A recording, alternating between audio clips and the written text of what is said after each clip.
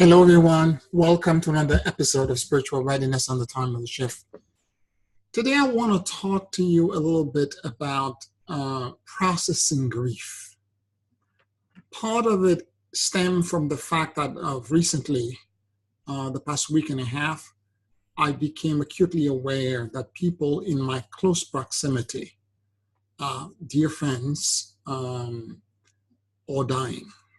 I had two deaths already and one friend who is now in hospice care.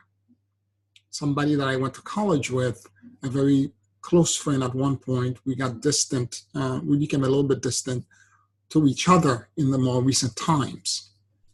And it began to precipitate a couple of things that happened because of this. I have been channeling for the past 5 years from the Galactic Region Council, which is a collective of galactic elders that compose the governance of the Milky Way galaxy, information with regards that one of the potential future that is approaching us has in it a massive die-off. And I have confirmed this with workshops and retreats that I have done, where I have guided people forward in time 100 years to experience personally for themselves what the future Earth would look like. The same way we have some systemic access to past lives, we should be able also to move forward in time and see if everything were going the way it's going right now, what would that future look like 100 years from now? And I have to tell you that in all instances, people that I've led in these personal individual journeys have come back to and reported great shock to the fact that the earth looked green and lush and beautiful, but they couldn't. It took them a long time before they could find human beings. And I have to tell you from my own personal experience, there is 100 years from now, no 8 billion people. It's not there. So that means that between now and then, there is a die-off of some kind. Now, knowing this and having access in that manner, and now experiencing grief and death in close proximity to me are two different things. And as I began to experience this, the various stages of grief, the 7 stages of grief, begin to show up in a very strange way in me. Not so much because I was in denial or shock or I was, bargaining and all the various stages that happens, but there were parts of me, and I can share with you what I'm experiencing with this bereavement moment that I'm having. The first thing that I would tell you is that the first thing that occurs to me is that I wish I had expressed my sentiment, my love, my care, my gratitude for these individuals while they were still alive. So lesson for me now is to express as much as possible to everyone that's around me what I really feel about them. Not tomorrow, not at some time in the future, but right now, really tell them how I feel. Stage number 2 for me is the fact that I need to live life to the fullest. There are so many things that in my life I was afraid of doing because I was afraid of how people would perceive me. I was afraid of shaming my family. I was afraid of this, that, or the other. And I've held back. I'm going to wait another 20 years before I do X, Y, Z. I have a long-term plan. And all of these things, because you don't know when you're exiting, you may end up transitioning and having regrets. So for me, this become like an impetus for me to live life to the fullest right now. Not tomorrow, not 10 years from now, but live life to the fullest right now.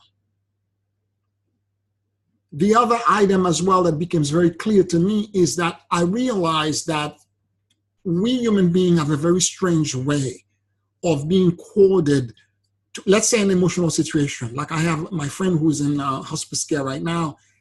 I wish I had told him how much in gratitude I was for his friendship, because we became friends in college at a time where I was extremely vulnerable and fearful. And he was instrumental in allowing me to break out of my shell and begin to move into new territory.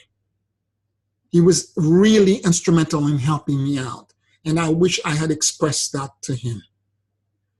And I have found that the thought occurred to me, and in my head, I'm talking to him. Then 2 days later, I'm again in the same loop. I go back again. We get coded, and the same conversation repeats itself over and over and over again. So I'm reaching out to try to make you understand that if you have somebody in your life right now that you need to express things to, I suggest you do it right away. Now, interestingly enough, I was talking to one of my students about this, and he was asking me, how are you feeling right now? And I was expressing the fact that I was going through this process. But, it's one thing to, as a seer, to perceive it. But when you're experiencing it now, and the emotions are connected to you, these are people that you care for, it's a different story. And he was kept saying, beautiful, beautiful. I was like, why were you saying beautiful? This is somebody dying. And then he said to me, you have to remember, Pierre, and this is true, I've completely forgotten about this. I died because he was in a car accident that literally killed him. He said, I died and I came back. He said, death is not painful for the dead. It's painful for the living. He said, because I've died and I went on the other side. It is beautiful. And that was like a sobering thing for me. It's like somebody took cold water and splashed it on my face. All of a sudden, whatever trance and slumber, my self-pity body, my loop of emotion, all of a sudden I was awakened. He's like, the dead are completely in happiness and joy because it's such a loving environment. It is the living that are struggling with pain. Now, that being said, I have, and this is now, and I have people that I've been communicating with who are practicing Buddhists, and I've been asking them to help me create, because I know the die-off is coming, and I'm talking about not 100,000, and the millions, if not billions. And I know that we, the living that remains behind, will have to figure out a way to find closure and acceptance over the fact that these people are bleeping off to work out whatever they need to work out in a different plane. And we have to let go of the attachment and the coding that we have to them. So for those reasons, I have been working on gathering from different schools of Buddhism protocols to help us transition and release and let go. So I am inviting you right now, this is an invitation, that if you have anyone in your life right now that you care deeply about it, let them know. If you're holding something back that you're afraid of doing, I encourage you, take the first step to move in that direction, because you don't know what tomorrow holds for you. Yes, I have had that experience where I connected and I saw that future, but it was a very broad stroke. The fact that I'm walking emotionally into it right now, it's only 3 people that I'm experiencing in my close proximity right now that are having that I'm having this bereavement with. I hate to think that the state that I'm in right now, and I'm not in the worst state in the world. I have all this enlightened understanding, all of this, advanced knowledge and all of that. So I am more or less, I think, okay. But I still can feel the coding.